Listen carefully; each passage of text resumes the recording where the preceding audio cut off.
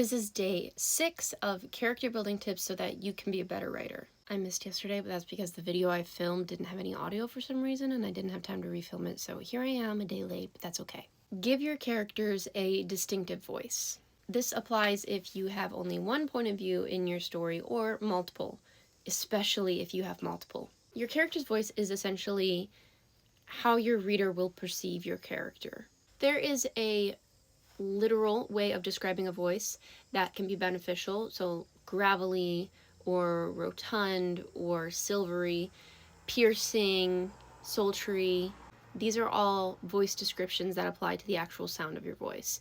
You don't have to share that in your book. You can if you want, doesn't really matter.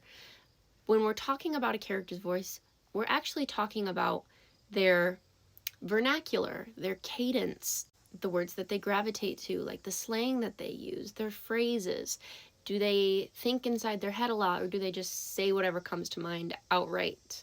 And it's important to try to make your character distinctive with their voice and how they deliver the story on the page, whether it's first person or third person, so that your book stands out among millions of other books.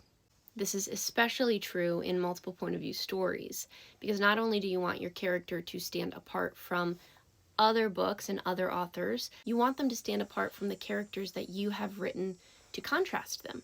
For instance, if you are writing in Sally's perspective, you want the reader to understand when Sally's perspective ends and now we're starting Cassandra's perspective. Think of it this way. If you're writing multiple point of views, try to write them in a way so that you don't have to explicitly state at the beginning of each new point of view or each new chapter that so-and-so is speaking or thinking, like that you're in this person's point of view. You can do this by differentiating the kind of punctuation you use with different characters. So this was done obviously in The Sun is Also a Star. It's a book about dual point of view between two characters, Natasha and Daniel. It's a very interesting story about an immigrant family and their struggle with deportation. It's also a love story. But the way that Nicola Yoon writes these two characters is very different. And in my opinion, a little too in your face at times. Daniel's point of view has a lot of parenthetical thoughts, parentheses, a bit too much. But it's very clear who is talking when. Natasha is very science-based.